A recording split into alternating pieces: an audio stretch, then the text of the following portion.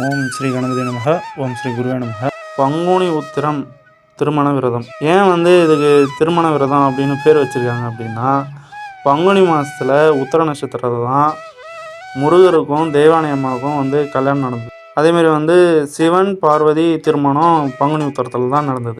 ஸ்ரீராமருக்கும் சீதை அம்மாவுக்கும் பங்குனி உத்திரத்தில் தான் கல்யாணம் நடந்தது. இப்படி தெய்வத்துவம் பொருந்திய திருமணங்கள்லாம் பங்குனி உத்திர நட்சத்திரத்தில் தான் நடந்தது.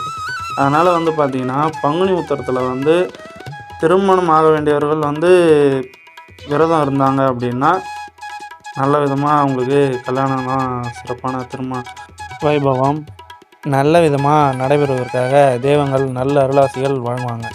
ஸ்ரீ மகாலட்சுமி தாயாரும் பங்குனி உத்திர நன்னாளில் தான் பிறந்திருக்காங்க.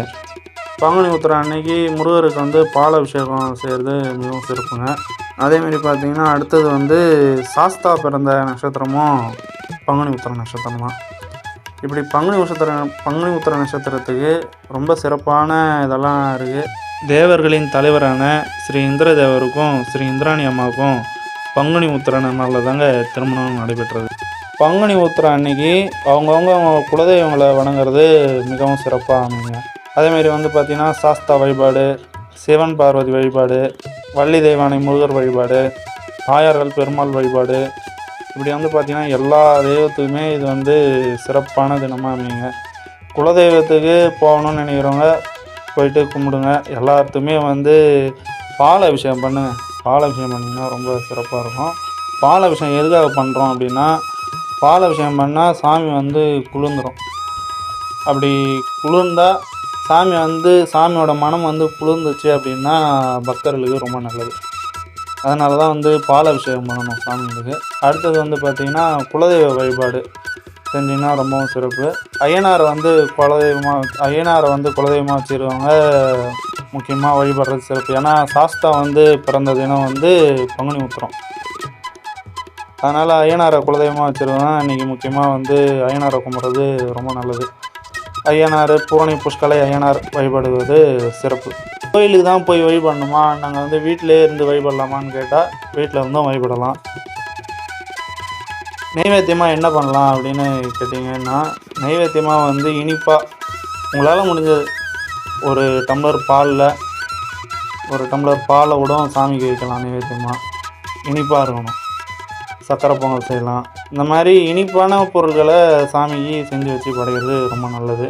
சாமிக்கு இனிப்பான பொருள்களை நைவேத்தியமாக செஞ்சு வச்சு படைக்கிறது ரொம்ப நல்லது. இந்த பங்குனி உத்திரம் என்றைக்கு வருது அப்படின்னா, பங்குனி உத்திரம் வர திங்கட்கிழமை வருதுங்க. பங்குனி உத்திரம் என்றைக்கு வருதுன்னா வர திங்கட்கிழமை அன்னைக்கு வருதுங்க. பஞ்சாங்கப்படி பங்குனி உத்திரம் திங்கட்கிழமை தான்.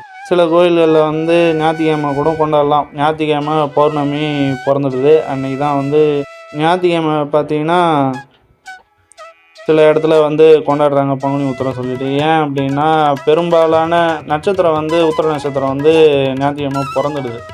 பெரும்பாலான நேரம் ஞாயிற்றுக்கிழமையிலே இருக்கிறதுனால அன்றைக்கி கொண்டாடுறாங்க. ஆனால் சூரிய உதயத்தை கணக்கு பண்ணி நம்ம பார்க்கும்போது பஞ்சாங்கப்படி பார்த்தோம் அப்படின்னா திங்கட்கிழமை தான் பங்குனி உத்திரம். பஞ்சாங்கப்படி பங்குனி உத்திரம் திங்கட்கிழமை தான். பங்குனி உத்திரத்தை திங்கட்கிழமையிலையும் கொண்டாடலாம், சிறப்பு தான். ஞாயிற்றுக்கிழமையிலையும் கொண்டாடலாம், சிறப்பு தான். திங்கட்கிழமையிலையும் கொண்டாடலாம், சிறப்பு தான். இந்த பங்குனி உத்திர திருநாளில் பார்த்திங்கன்னா சிவன் கோயில்லையும் சரி, முருகர் கோயில்லையும் சரி, பெருமாள் கோயில்லையும் சரி திருக்கல்யாண உற்சவங்கள்லாம் நடைபெறும். இந்த வைபவங்களில் கலந்துக்கிறதும் பக்தர்களுக்கு சிறப்பாக இருக்கும். பொதுவாக பார்த்திங்கன்னா இந்த குலதெய்வ வழிபாடு பௌர்ணமியில் செய்கிறது மிகவும் சிறப்பு. இந்த பங்குனி மாதத்தில் வர பௌர்ணமி உத்திர நட்சத்திரத்தில் வரும்.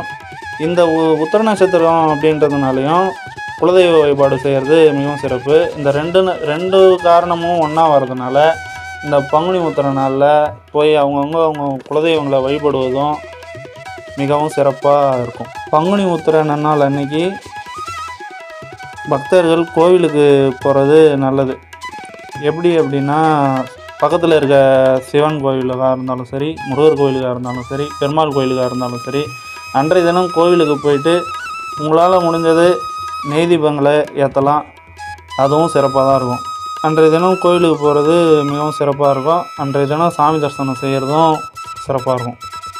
அன்றைய தினம் உங்கள் வீட்டுக்கு, அதாவது நீங்கள் இருக்கிற இடத்துக்கு அருகாமையில் இருக்கிற பூரணி புஷ்கலை ஐனாரப்பன் கோயிலுக்கும் போகலாம், சாமி தரிசனம் செய்யலாம்,